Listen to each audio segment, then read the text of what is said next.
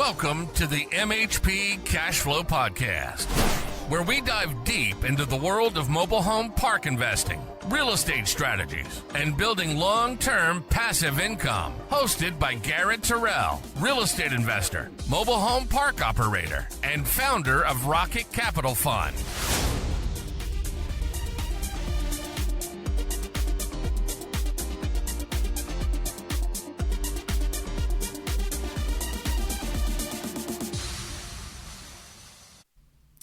All right, everyone, welcome back to episode 9 of the MHP CashFlow Podcast. I am your host, Garrett Terrell, and today I have a special guest in Mr. Glenn Yaney, who owns 575 lots in Florida, Central Florida. Up to 625 now. Up to 625, a plus 50 within the last couple of weeks. So that's exciting, man. Thank you for coming on the podcast. What's up? Yeah, we bought a 5-park portfolio, which sounds large, but it was 53 units. Wow. So each was like 10. Yeah. There was awesome. Two 7-unit parks and 14 and I think a 10. They came out to 53 units. Wow. And that was in Central Florida? Yep, seller finance, Polk County, right after the hurricane. We closed on it the same week. Wow. That is incredible. Yep. So let's talk about the hurricane, right? Because all of your deals are in Florida. You have to have some sort of risk assessment for hurricanes, flood zones. What does that look like with your current portfolio?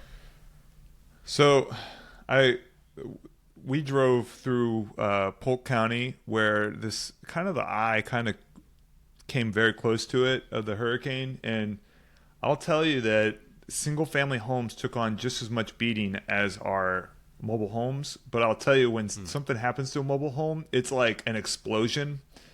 But to fix a mobile home, it's a lot easier to fix, So it's a wood frame house, aluminum metal on the exterior. So you're able to, we had one, we thankfully, nobody was hurt, but also out of, 620, well, we'll say at that time it was 575. We had about 2 mobile homes take on trees, and one was like a saw through the middle. And but within a week, we pretty much had it right back, probably stronger than it was before. Rebuilt it, and it was done within a week. It cost us about, $6,000, but that obviously a lot of people think it's the wind that they're worried about, which wind can bring damage, but it's the trees that are the real damage. You just like we had another tree pierce through the roof, and even that, it sounds crazy, but it was very, to replace a roof on a mobile home is about, we'll say, $3,000 to $5,000 depending on the quality.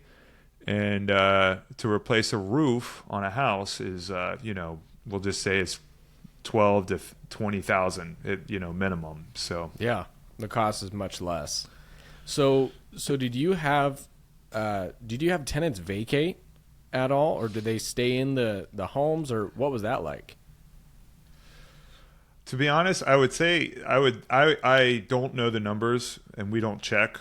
We encourage them to leave, just because we don't want anybody getting hurt. And the problem with the hurricane is once things do go wrong, you're in the middle of a hurricane, so you can't do much about it.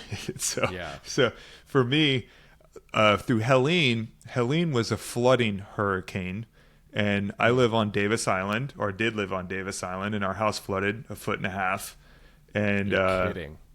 Thankfully, we had 2 floors, so most of my furniture was on the second floor. The couch got toasted.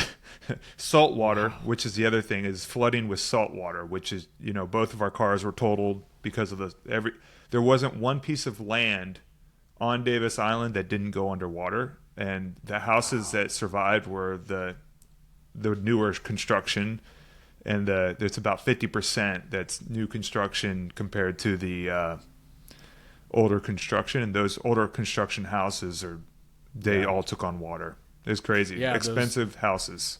Yeah. Those 50s, 60s, old Rambler style Florida homes, those are all stucco, right? So they probably don't do well with water at all. Yeah. The crazy part about mine was I actually I saw the water coming into my house, and I was like, well, I'm going to go to sleep because I know this is going to be a long day tomorrow. And I woke up the next day, and the water is about an inch through the house, and I was like, oh, man, this is pretty bad. And then once the light, because it was early, the actual sun came up, I realized it was actually 1.5 feet inside my house at one point when I was sleeping. Oh, my gosh. It was one of those things where glad that I had the second floor. I just moved into this house. I overdid it with myself. I saw the house as a good real estate guy. I saw it. I was like, oh, it's 3,300 square feet for whatever, $5,000 a month, which is cheap on Davis Island. Usually be like $8,000.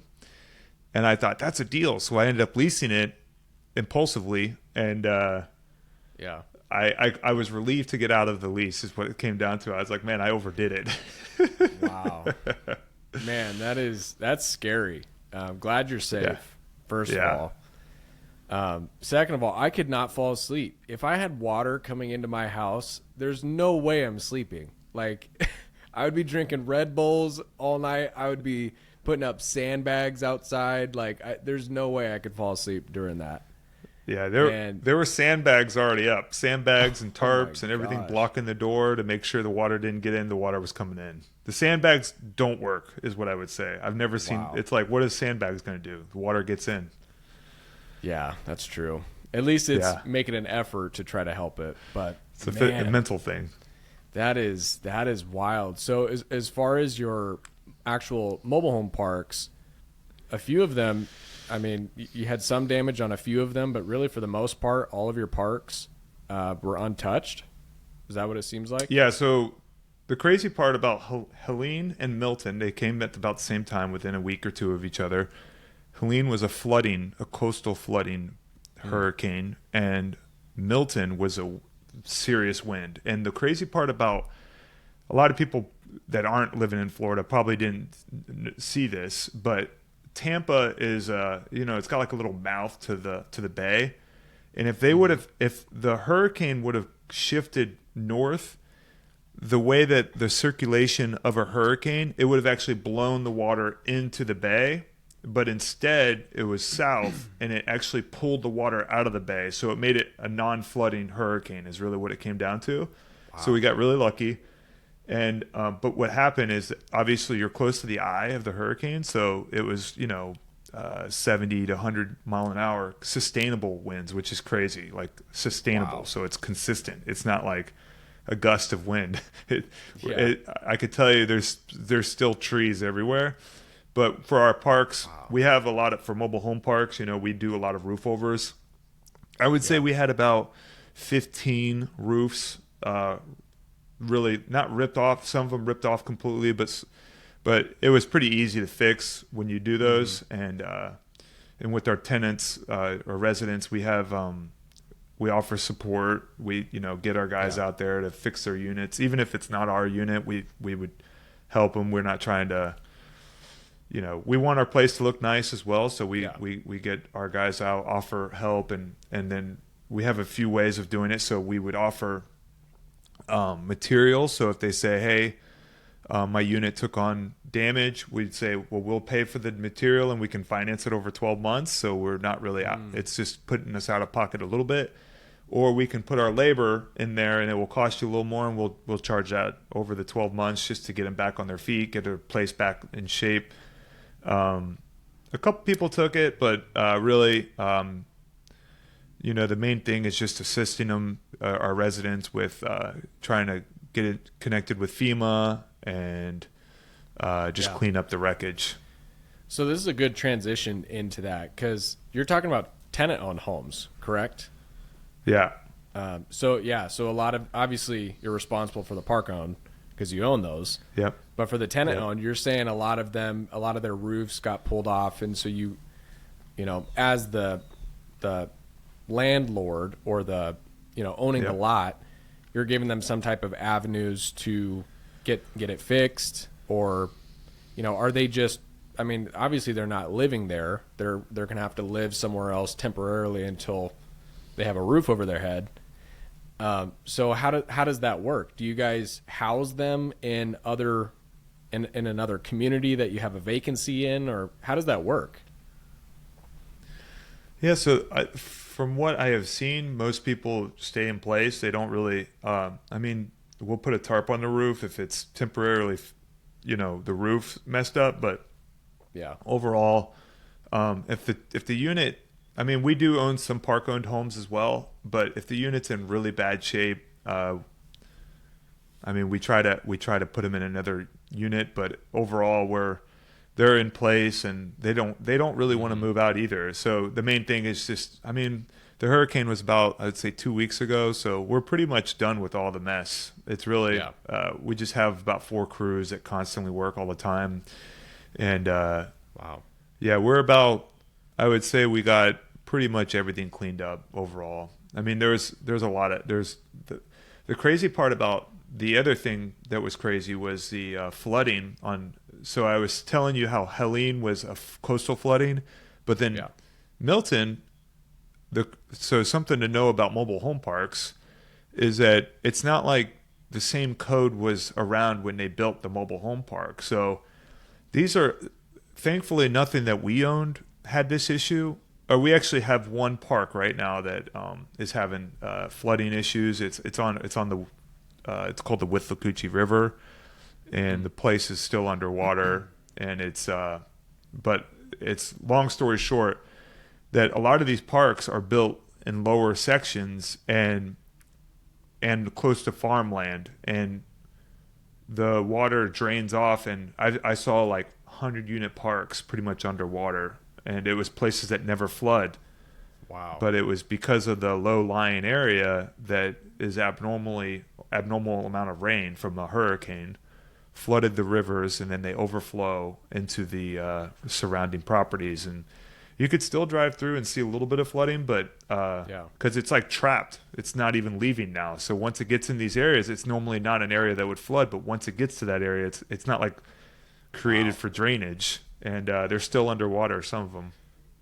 That is crazy. I didn't even know that. So a lot of those are probably not in flood zones, but they got flooded anyways, right? Yep. They're definitely going to redraw the maps. It's a mess. Yeah. It's the flooding aspect. So the insurance has got to be crazy on this, right? Like, are you claiming all of this, or are you just eating it and then self-insuring for some of the repairs and stuff like that? Like, talk to me about that. Yeah, so it's pretty much self-insuring. You really can't get insurance on a mobile home park unless you have what I could tell you you may be able to get insurance on the mobile homes, but it's not going to be covered for hurricanes. They're not covering it it's going to be like, if a fire happens in this unit and it catches on fire, we'll cover it. And then what I'll tell you is the deductibles are so high that the insurance is like a waste of time.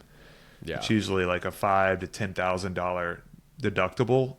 And at that point, you're like, to replace a mobile home for us is about 10 to 15,000 maybe.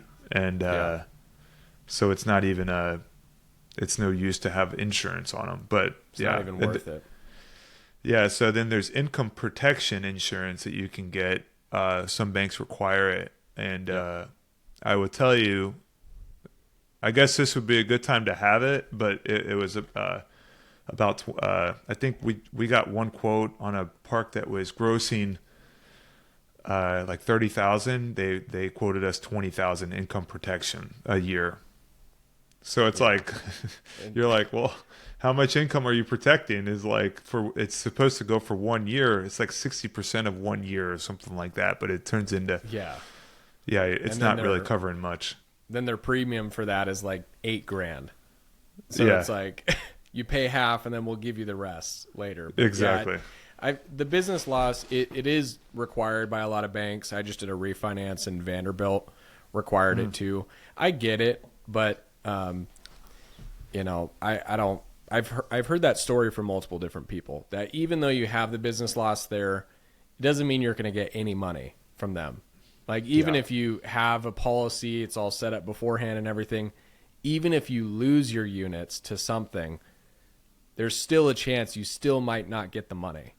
So it's like, it's a risk and it's a gamble. So I just make sure that's in our underwriting, that we budget for it. But now that the hurricane has happened, I'm sure that you're underwriting deals in Florida a lot differently now, right? Because the insurance premiums are going to go up a lot. So how does that work? Are you currently doing that, or? I mean, the structure of our deals are, we don't, the only insurance that we really need is going to be general liability. But what the other thing about income protection insurance is that we had this problem as well. We bought this park, it was close to the water, and we could get income protection insurance, but they wouldn't do wind. So it's kind of like, if the hurricane came and destroyed everything, it's still not covered. And so your income protection covers you, I guess, if there's a brush fire or because if one trailer leaves, you're not getting it. You're not getting the income protection. It's not going to kick in. It's like your whole park has to be catastrophically destroyed, and it can't be through a hurricane, which is the one thing you would think it would happen. So, yeah, gosh. So it sounds like you're buying a lot of your deals seller finance for the most part, because I know a lot of banks require business loss. Even on tenant-owned communities, they require business loss. So are you doing a lot of seller finance deals? Yeah, that's 75% of our deals are seller finance, private. And what I'll tell you is that with the interest rates being higher, it's becoming easier to make the numbers work. Mm-hmm. And we've always paid 10% or more interest rates on all of our parks. And so like now the interest rates are up and everybody's used to paying 4 or 5%. Yeah. Now they're having to pay 8 to 11%, depending on who it is. We're kind of used to it. So it's kind of the same underwriting that it's like we didn't know any better, and we kind of were protected. We kind of we're protected despite ourselves. It was like the only way we know how to buy them is through private money lending. Yeah. So let's talk about the structure of your deals. So you're getting the sellers, I'm assuming, to carry a first, right? Or are you, okay, so you're doing that. You're not doing the hybrid way where you come in with the first and they carry a second. You're having We've attempted it. Yeah, that's a tough sell. We've tried. That's a tough sell. So they like being in first. So you're coming in with some type of private money, hard money for the equity, right? Yep. But you're having the seller carry a first position note. Is that what it is? Or we have like a brand new origination through a private money lender. We have we have one, but we're starting to come across more that will. I actually, from having the podcast with you on it, I actually started thinking about how, like, there's plenty of guys out here that will give us money for this. And I mean, there's not as many as houses, single family, but you have to kind of dig. And I mean, when I say dig, it's like 1 or 2 days of work to find that next guy to start. Yeah. And if you're able to get private money like that, like 12%, you're able to make better offers to the seller. And you might be buying rougher parks, but at the same time, there's more upside. And it started with having a conversation with you, and then I got into this mastermind where I'm the only mobile home guy. Everybody else is flipping houses and doing wholesale.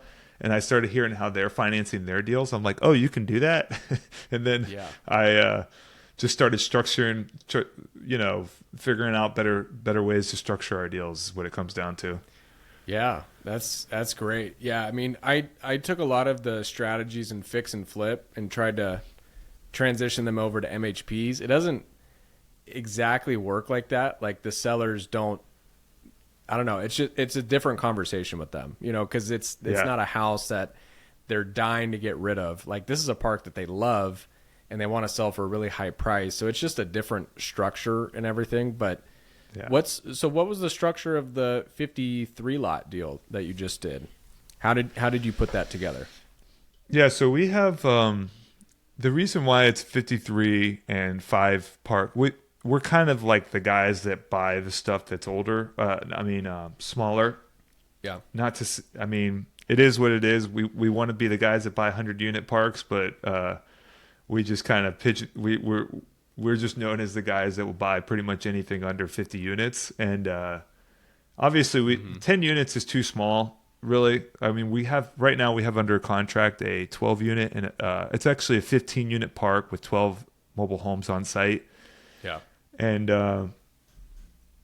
I could tell you that there's very few buyers for that place. And but what we try to do is make it to where it's pretty streamlined to where somebody can come in behind us and just take over is ideal. But the way we structured the 53 unit is it was seller financed. I think it was 85% seller financed. So we came up with 15% down. And what was the purchase price? I think it was just around $3 million. Okay. $3 million. So in Florida, Tampa, or we'll just say Florida, generally the price you're paying, the price you want to pay, is between $30,000 and $50,000 a pad. I know that there's other parts in America that you can be at $10,000, but I'm told, I've never really searched outside of Florida, but I'm told that there's that Florida is expensive. But what I'll tell you is that the lot rents that we get are higher. Generally, they're between 500 being very low, and 850 being on the higher end. So we try to be around 750 to 850 lot rents. Nice. So this park that we bought is a 53-unit park, all park-owned homes, and the way we look at it is that these mobile homes are worth about $5,000 to $10,000 a piece after like profit. So we might sell some to some handyman for like $5,000 to $10,000 and profit.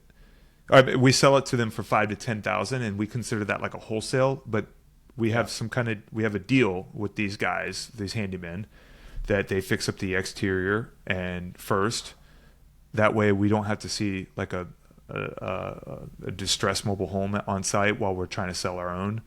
Yeah. And so they get a good deal because we're just trying to get rid of it, and we don't want to have to rent to own the payments. So it's going to take us $10,000 to $15,000 to get it a $5,000 profit, but we'll sell it to them for $5,000, get the profit on front end, and we won't have to put out the $15,000. So when we do that, it turns into, we get $5,000 right away back, and we can go and duplicate it over and over. Is really what happens. So use it's that like money. It's immediate recoup of capital to sell those, $5,000 to $10,000 ones, the handyman specials, and then you're using that capital to remodel some of the other park owned in order to sell on an RTO contract. Yep. Okay. And we'll sell those between $15,000 to $25,000 a piece. Nice. But these are obviously in really good markets, right? Like you're in Tampa, you're in what's been your experience in some smaller markets being able to convert the park-owned homes to tenant-owned homes? Yeah, so we have one park. We're still dealing with it. The city is called Istachata, and it's a population of 300 people. Wow. It's right outside of Brooksville, which isn't exactly populated. It's just a more known place. But so anyways, sorry, I'm closing the browser. So we ended up that one we've been having issues. But what I would tell you is you just have to. It's like finding the price. What we're trying to do is figure out. You don't want to lower the down payment so low that it's cheaper than renting, because then you're going to get a worse resident than a renter. Mm-hmm. So you want to have it above renter cost, so it would cost you about $2,000 to rent a place, I guess, if you were going to rent it. So what we try to do is we try to put like a down payment of $3,000 instead of a larger down payment, which in the better markets you can almost get cash, like $20,000 cash for it if it's in a really good market. And so we just have to lower the barrier to entry, because there's definitely not as many people that are going to be looking at it. But that, or we'll stretch out the term of the financing, the rent to own.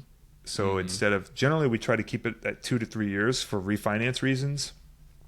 And for this park, we will probably, I mean, some of them we're pushing out to 4 to 5 years on the rent to own payments. So you'd rather keep, I mean, you would rather try to sell some of these to RTOs than keep them as park owned? Yes. Yeah. Because when we talked, I was all on board for park owned homes. Yeah. What I can tell you is 5 years of owning mobile homes, the break even is the lot rent. And after we have this one place, it's like 46 units, and I swear it's every week we're buying brand new, like not brand new, but used appliances, but it's every week. It's like $500, $300 to $500 over and over and over. And you add that up and you're like, what is our net profit, NOI? And then you take out all the maintenance and all the other stuff. It turns into where you're like, yeah, we could just be charging lot rent and be making the same thing, because you're just trying to recoup these appliances, roofs, whatever the case is, but yeah, our goal is to get them to a very nice, exterior, and then they have to maintain it. And then, so if there's any other issues, then they have to fix it from then on. Yeah. Yeah. I'm definitely not saying that park owned homes are amazing. I think they don't get enough love, which is why I don't like it. But I don't think there's also a one size fits all for every situation. I totally get that tenant owned is a lot less risky, just from my own personal experience, because that's all I can speak from.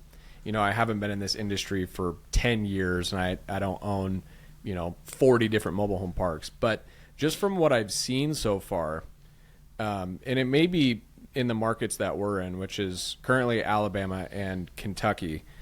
But what I've seen is a lot of the park-owned home communities that we underwrite and actually go on site, they look pretty nice. And we're under contract right now on an all tenant-owned community in Kentucky, 25 units, 29 lots. And that, and compared to another deal that we looked at, which was all tenant-owned, they looked pretty rough, like very rough. So that's just been my experience, just for me personally. The tenant-owned homes communities look a lot worse. The park-owned home communities look a lot better. Why is that? From my experience, I would say it just comes down to the owner for both park-owned and the tenant-owned. But the one thing we've already talked about it in Florida, is we use private money, but when we want to go to the banks and we have all these park-owned homes, they require insurance. And when you have insurance on your mobile homes, it's, especially being the age, I don't know what age mobile homes you usually buy, but if the mobile homes are older than 1993, they will not get wind insurance on them. You can't get them, and the bank is not going to allow it. So, and if they do allow it, they, for one, increase your rate drastically. So it's almost like you're paying private money rates. And also you have, they'll make you escrow money, like self-insuring it. So there's only so many, like there was like 50 banks that were like, oh yeah, we'll finance mobile home parks. And then after the broker went through and told them about the portfolio of being all park-owned homes, and they're like, yeah, 2 banks will finance your park. And then it turns into, okay, just let them know that we can't get wind insurance, because we cannot get wind insurance. And then they're like, okay, yeah, that's good. So 6 months later, of back and forth trying to get this refinance completed, they're like, yeah, we can't finance this place because you can't get wind insurance. And I'm like, so then I'm like, well, maybe it was the broker. So then I go to somebody else, very experienced in mobile homes, same story, same exact thing, 6 months later. And it's just like, man, wow, I'm done. You know, and I would say Florida is very specific to that. I think you can get wind insurance in other markets, but Florida is like, hold on, we want to finance mobile home parks in Florida without wind insurance? That doesn't sound like a good idea. That's what the bank's saying. Oh, for sure. And that's probably, I would say that reasoning right there, out of 8 guests that have been on so far, you being the 9th, that reasoning is the best reasoning I've heard so far to convert park owned to tenant owned. That's probably a hidden reason why people, you know, like me, because I'm like, oh, it makes more money, I'll just add more insurance, it's going to even itself out, you know. But in reality, that if you don't have that wind insurance, you just have the general liability, or maybe not even the business loss, that difference in expense is worth not having the park owned home with the higher maintenance. So it actually probably does make more money to convert them to tenant owned. Yes. Is what it seems like. 100% does. Yeah. It does. But I mean, for Florida, I'm not, you know, if you can get, but so here's the other thing that I ran into is when we're talking to investors, it's like, the main thing is that, it has to be repeatable, and back to it's like I know for sure if we have all tenant owned homes, there's 50 banks that will finance us. Yes. But if I have park owned homes, I'm hoping that there's not a hurricane that shows up like Milton or Helene, and then for the next year or two, there might not be any banks that finance mobile home parks, park owned homes. So it's more of a duplicate. Like you're just making sure that you're going to be able to repeat is what I would say, and having the park owned homes makes it add more variables to the equation. And especially, I mean, we're talking about Florida, and we sound like people look at me like, why do you buy mobile home parks in Florida? I know. See, even just for me personally, I probably will never buy anything in Florida for that specific reason. But it's okay because I don't know the market. I don't feel comfortable there. I feel comfortable in Alabama, Georgia, and Kentucky, and kind of the northern, southeast, Midwest areas. I feel comfortable there because I know it. I know the markets, know the cities. But I don't know Florida. But that's probably the opportunity that you'll make, and you'll find great deals in Florida that somebody like me would pass on, you know, and vice versa. So have you looked into any other states, or are you just sticking with Florida? My theory is, I feel like Florida is like one of those places that the fact that we kind of have a foothold in the area, not to say that there's not other people that come in and buy the same things we're buying, but we have all the infrastructure. We have, me and my business partner have young kids. I have a 3-year-old and a 5-year-old.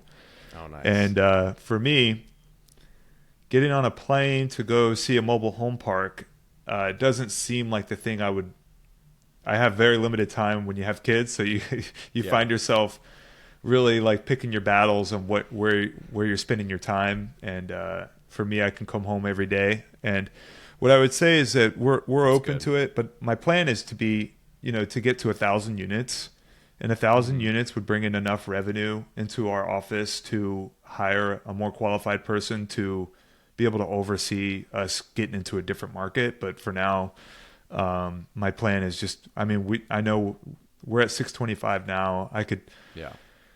I believe in next year we'll be at 1,000. Yeah, that's awesome. It's amazing. So, how are you selling these homes? Are you just doing Facebook Marketplace, or do you have, is that pretty much it? Yeah, so we have there's a few things, but yeah, Facebook Marketplace is the big one. When I went to the big mobile home conference, it sounds like that's like the place to go. Apparently. And it's about very cheap to advertise there too. So it's like, yeah, I think my assistant, she was saying that it was like $8 a day to push it's like boosted is what it's called. Boosted. So yeah. she 7-day boost. Yeah, so, yeah. Yeah, so she does. It's $8 a day, I think, and it pretty much gets it leased. Like if you're at the right price, So you're like spend $8 a day to get this thing leased, and don't have to worry about it. So yeah, it's really I think on wording as well. It's how you present the rent to own, and also referrals. Referrals is a huge one for us because we oh really 100%, yeah. Well, that's the thing. So because we have so many, we have 625 units, and some would say it's crazy because it's 30 properties. It's a lot. It's 30 properties. That is. Wow. But it's small unit count, but they're all within an hour drive. So it's kind of nice. like we'll have on one street within 3 miles, we have 2 or 3 parks that are next to each other. Wow. So with that, you kind of start finding the right people. It's really finding the handyman. And when you find the right handyman to fix up your units, to sell them for wholesale, then you have a new vendor that you can reach out to if there's a problem, like a hurricane, and you need, like, literally, we have 4 crews at all times working for us. Yeah. We had to pretty much double that number to clean it up quickly, because it's only a matter of time that code is okay with you having a crappy place, so it's like, got to get it cleaned up as quickly as possible. And, we, like I said, it's within an hour drive of each other, each park. I mean, wow. The furthest park north is about an hour and a half from the furthest place that we have south. Nice. So how are you sourcing your deals? Are you going through brokers? Are you doing off-market direct to seller? What does that look like? I mean, most of our stuff is brokers. We're not really. Yeah, we really are buying stuff that almost nobody buys. Yeah, the smaller stuff. I don't mind the smaller stuff. I mean, we're buying one. Well, actually, it's 2 deals, 2 separate sellers, but one is a 20 lot in Prattville, Alabama, right outside of Montgomery, which is where my 33 unit. How do you say that again? Prattville. Pratt with a T. Pratt. Yep. Okay. Prattville. Yeah. Okay. Little higher end area, right outside of Montgomery. That's a 20 lot deal. And then we had another seller that we talked with, and she has 2 small parks that are right around the corner from this, and she has 12 lots there. So we're basically buying 32 lots in that little vicinity.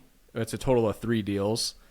But these are home run deals, like incredible deals. So I don't mind the smaller ones. I know everybody looks for the 100 lot plus, very pretty, good pictures, but then it's just kind of a syndication game, and I really like the small, lean and mean private money JV aspect, just for where I'm at in my career. Is that kind of where you're leaning towards, or are you more so leaning towards like the proper suit and tie syndication type thing? What do you think about that? I mean, it really doesn't get, I don't know if it gets much better than the life I'm living today is what I would say. And I could be on a private jet, but I think the private jet might be more work, it's like, but I would say that, so we generally raise, generally when we buy deals, the way we buy the parks is we'll find like right now we have 2 deals. It's like, it's a 22 unit and a 40 unit park, and we just group them together, and it turns into, we still have to raise like $2.2 million to buy it. So it's kind of like, we're getting about, I want to say, it's like it's about it's actually 50-50. So it's 2.2 million in debt, and 2.2 million of equity is what we're raising on that one. And it's for, 70 something units, 72 units. Yeah. And but yeah, it's still a lot of work to raise 2.2 million. And and we like to buy them. And I could tell you that there will be a day. I mean, because really what these institutions are doing, they're buying up and they create portfolios, and it's not like they sell them off because they're so hard to find. So the number is going to get smaller and smaller of what is an institutional level. Mm-hmm. And I think just being, flying below the radar, buying these 20 unit to 50 unit parks, all pretty much in the central Florida location, I think we've kind of put ourselves from, there will be somebody that either buys it or we can just collect cash flow. It's really, it's their higher yields. If I'm 70 years old and I still own them, it wouldn't be the worst thing, Yeah, they'd probably be completely paid off. And the lot rents would probably be $2,500 a month. Yeah, but the other crazy part is that it's just if with every business, any piece of real estate, you're literally paying for the land. So mobile homes is like I don't know if the word is pure, but the purest way of doing it, purest way of doing it is like you're literally holding onto the land. These mobile homes are there, and they're paying for the land. And we're in Florida. We're holding on to land, and I don't even know how many acres it is, but it's probably, I would bet we have between 50 to 100 acres of mobile home parks. And it's in the middle of Florida where population's booming, subdivisions are going up all around us. So these pieces of land are got to be going up in price eventually. Oh, for sure. Especially in Florida.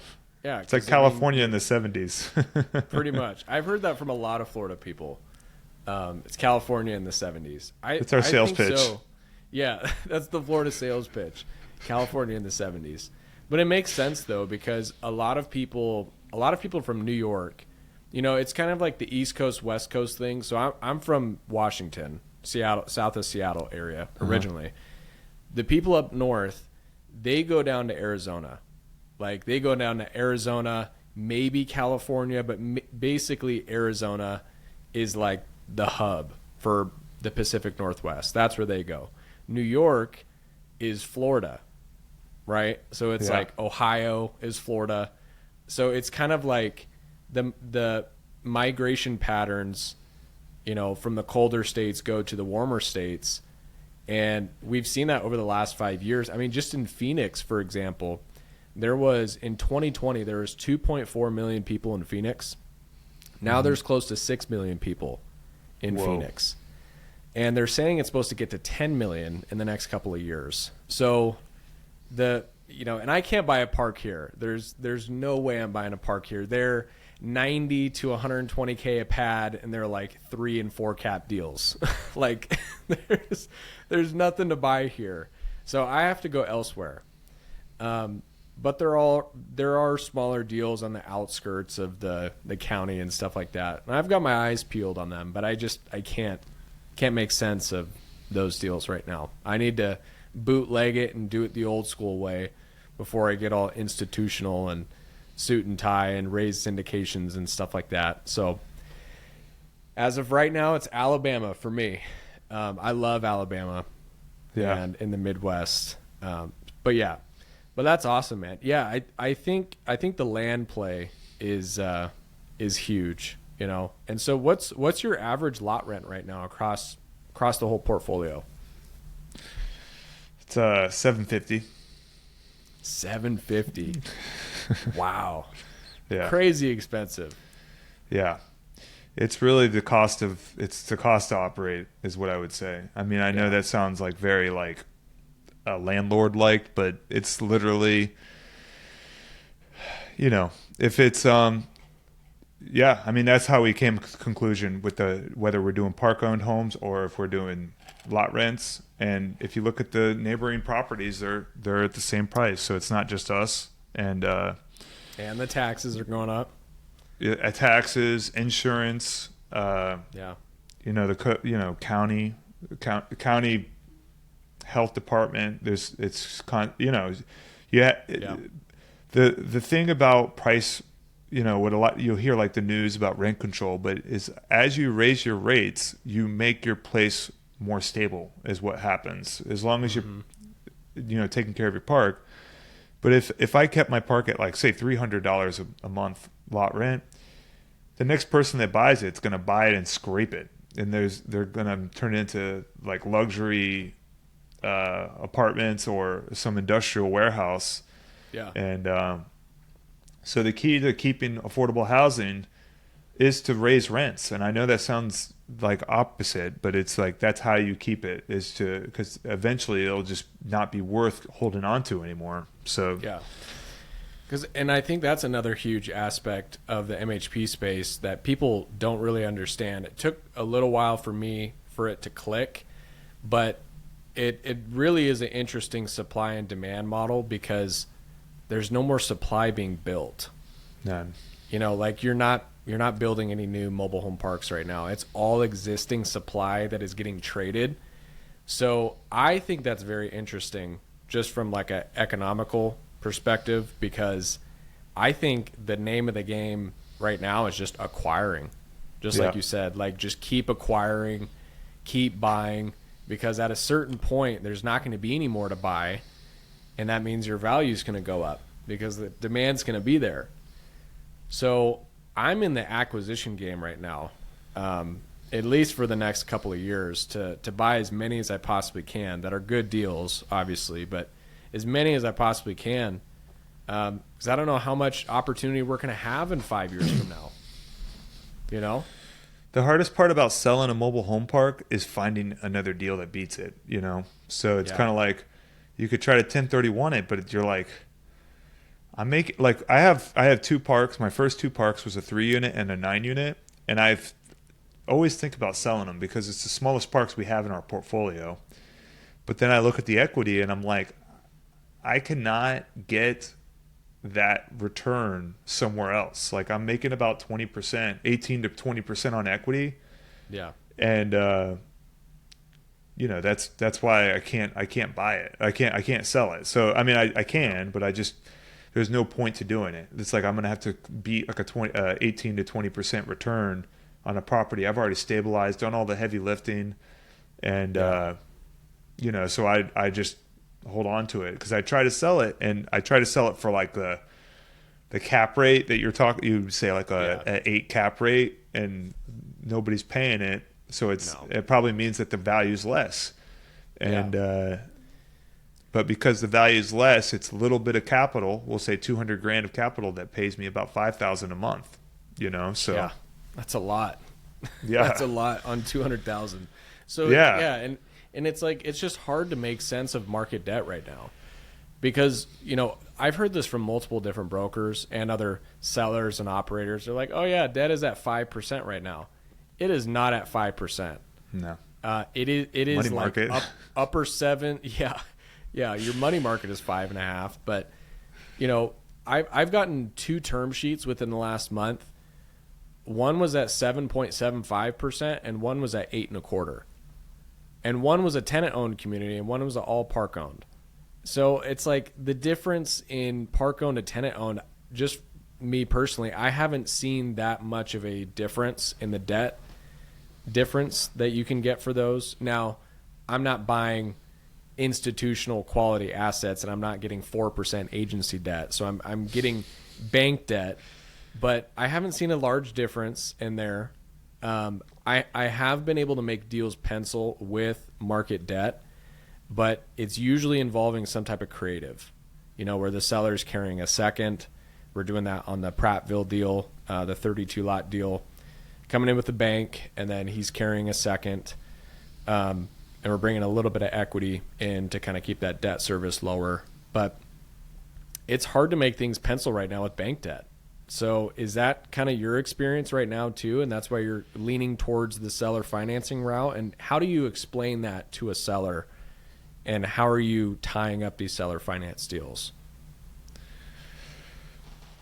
So I'll tell you that, and this might not be like, so I have some pretty sophisticated like limited partners that reach out to me, and then they say, "Well, what's your entrance? What's your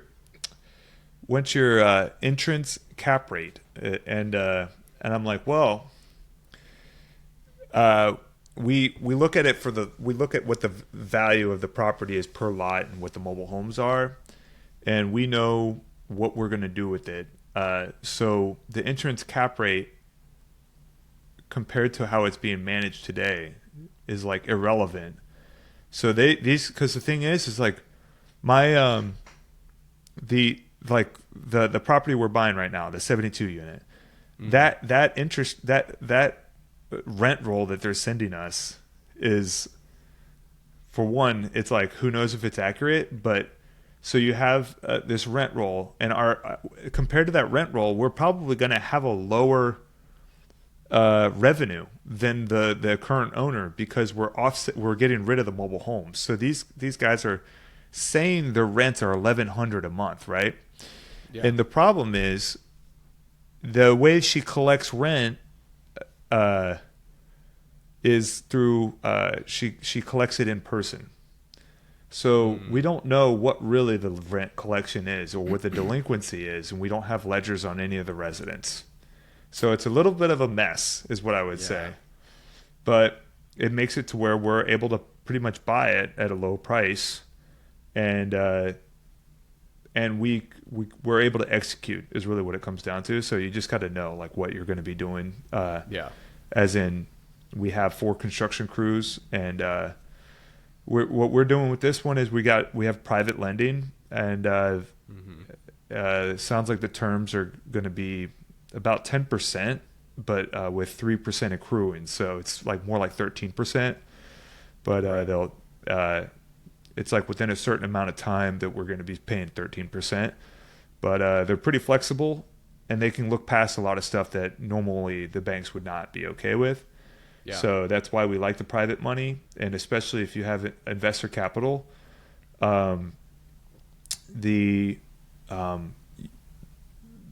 like to take out the variables. So the bank telling you no at the last minute is a variable.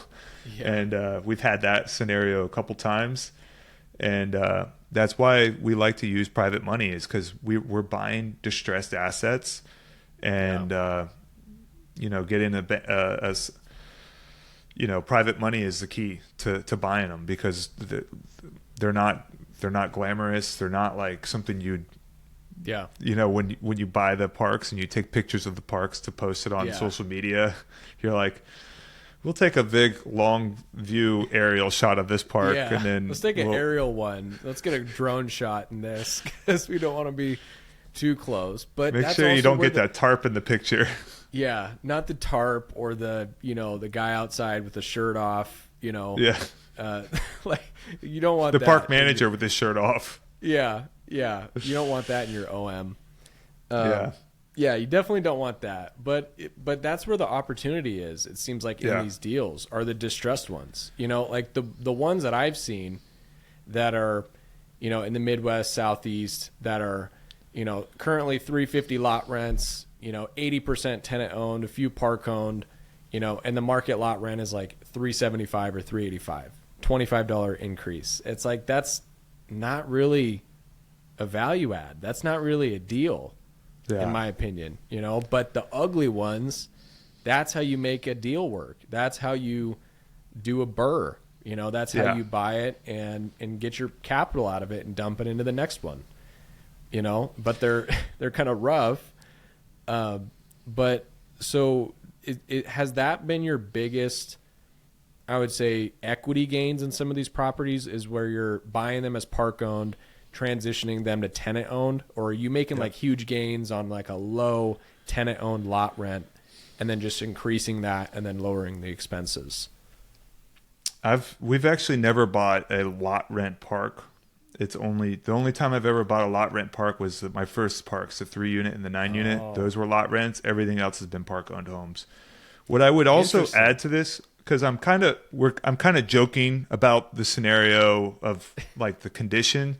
Yeah. But I would like to say that it's like, I really do feel good about what I'm doing. I'm making it a place where people can live.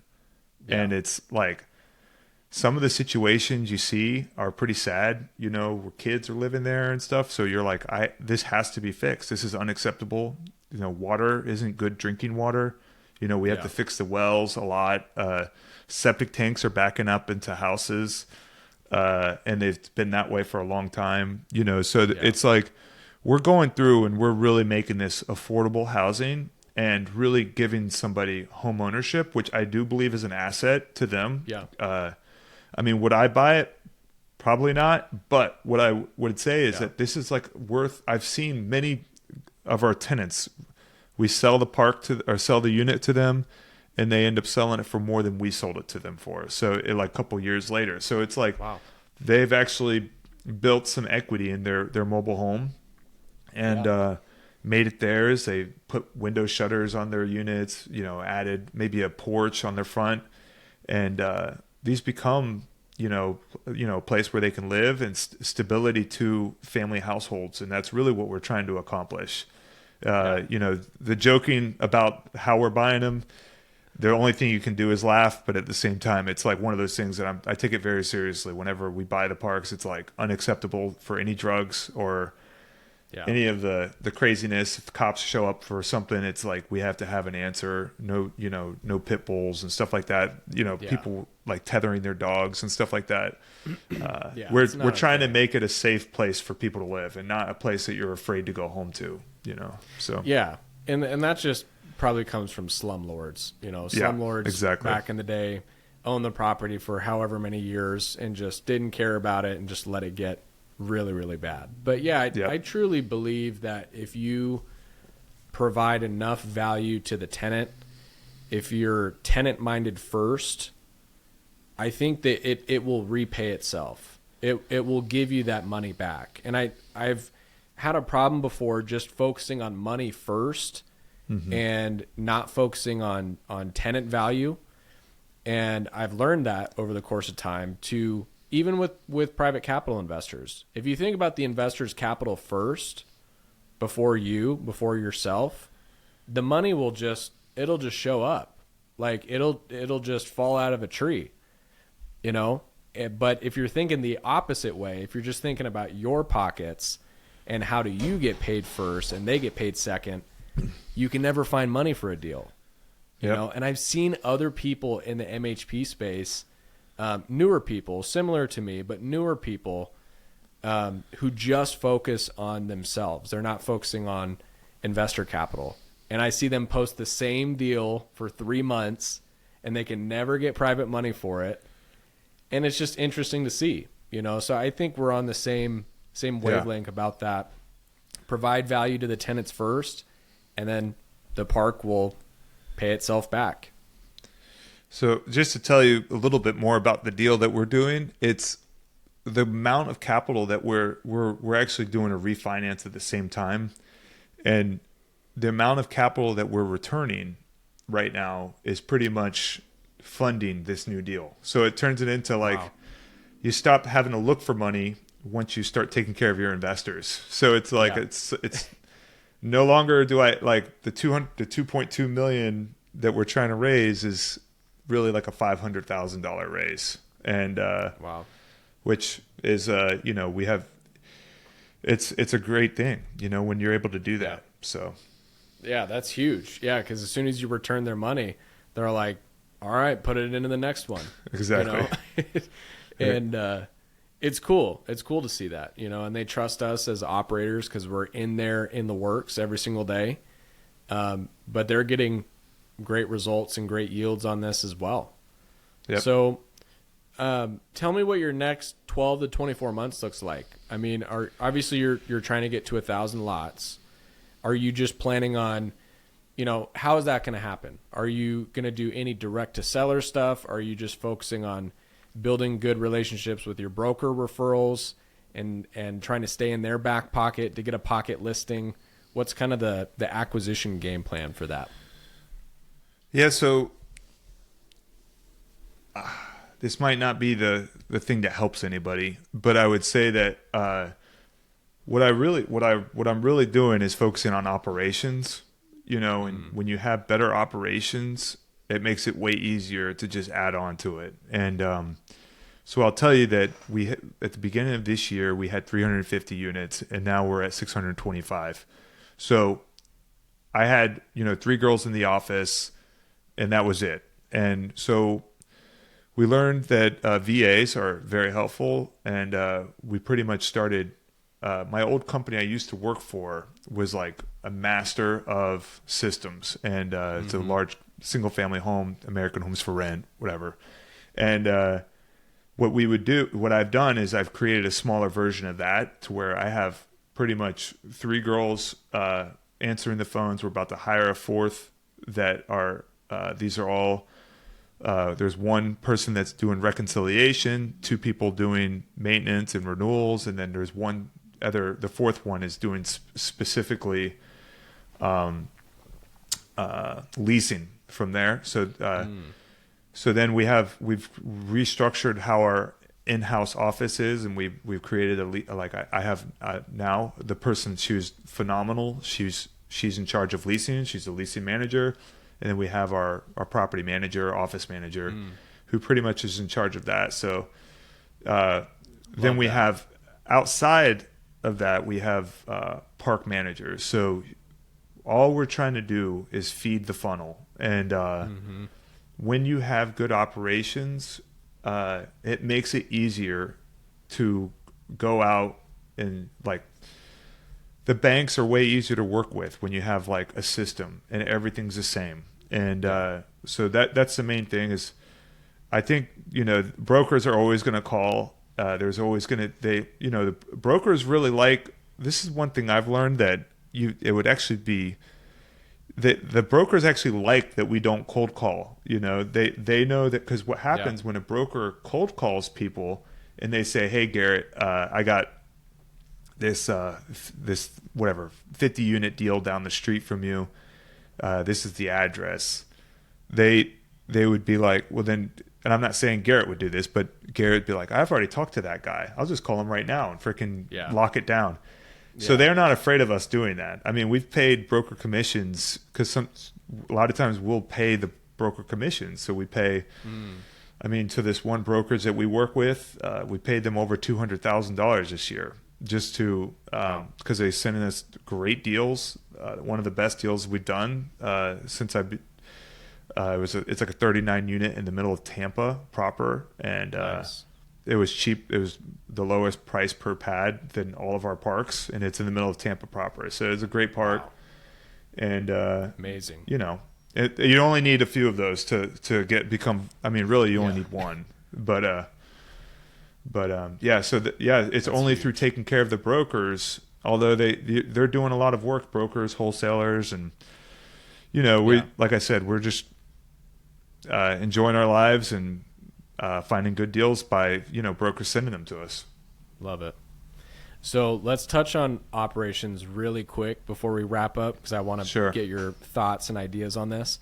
So, what, in your opinion, what is the distinguishing factor or factors between good operations and bad operations? Like how have you turned yourself into a good operator?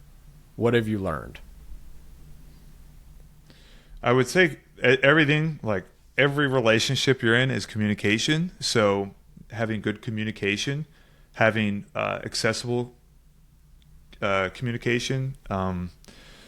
And when it comes to, it's like, and the girls in my office, they have created this themselves. I didn't even this was me, not even it's been my idea, but I haven't created it. But they've created a pricing system for everything. They know what I'm going to approve and what it's going to be, and I didn't even know they were really doing it. But they're like, "Oh yeah, this is what they all pay. This is what this, it's like," and then it just comes down to where there's less of me, which is great, and just a better operation, and there's not a delay for them to maybe, like if a resident says, "Hey, I need this done," or "This needs to happen," there's less waiting to get it done. So say if I'm busy for 4 hours in the middle of the day and I can't answer my property manager, that job isn't going to get done until the next day generally, because it's the end of the day. The maintenance guy's going home, so it's like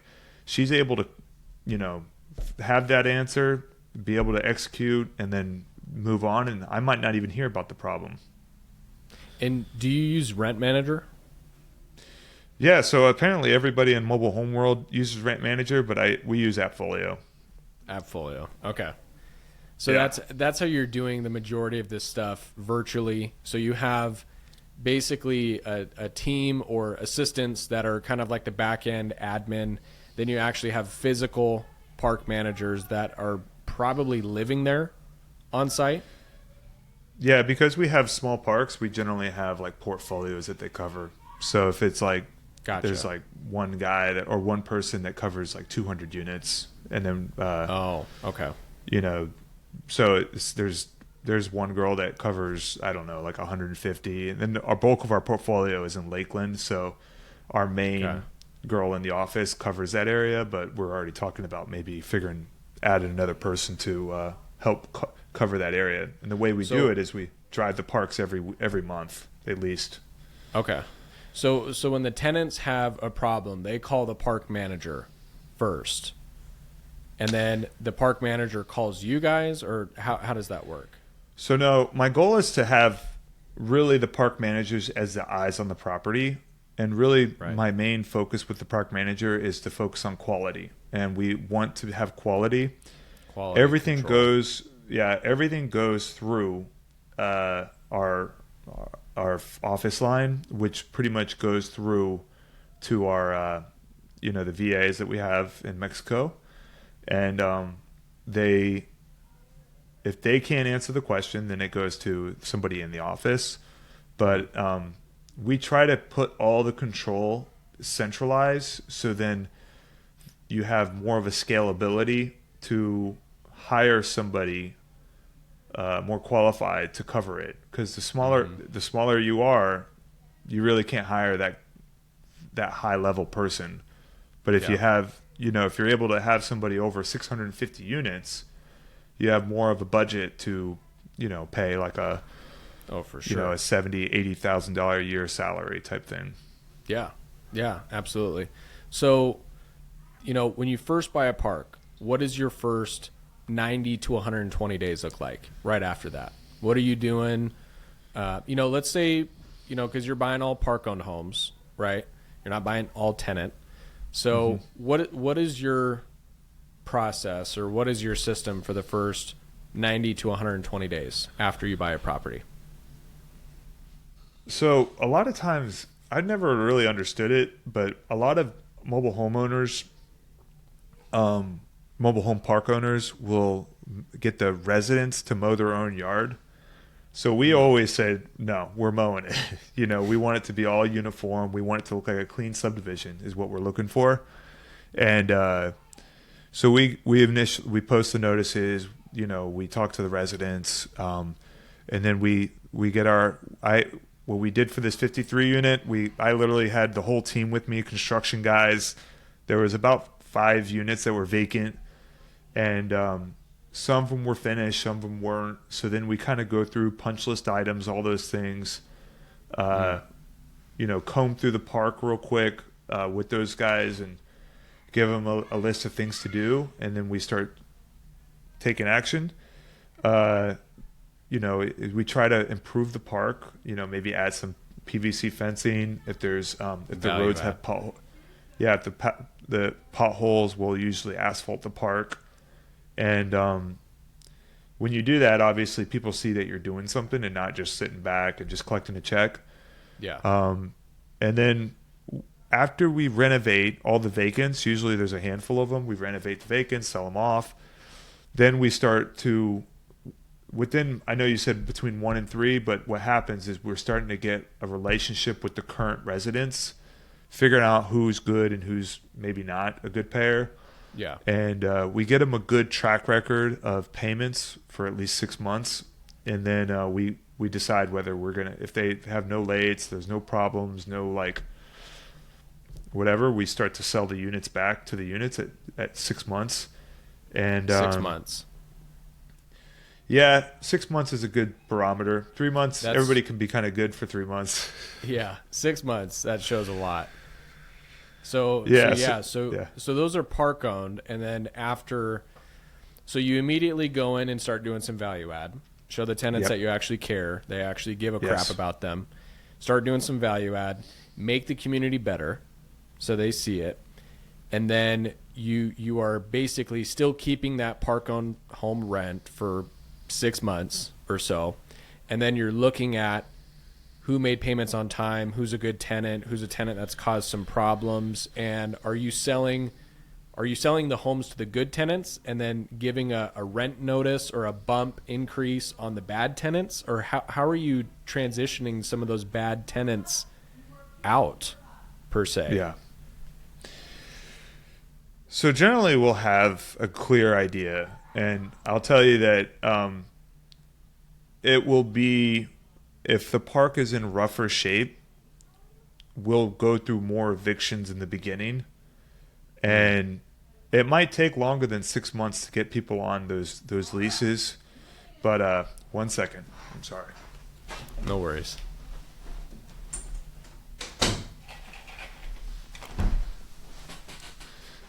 So generally it takes, 1 to 6 months, but what really, we're weaning out the bad residents. And if it starts to become worse and worse, or trash is starting to accumulate, we start noticing them for that, and we start weaning them out. And then, within 6 months, we kind of have an idea of who we're working with and who's got to go. And what we do is when we say, hey, look, we'll sign the lease, a new rent-to-own lease.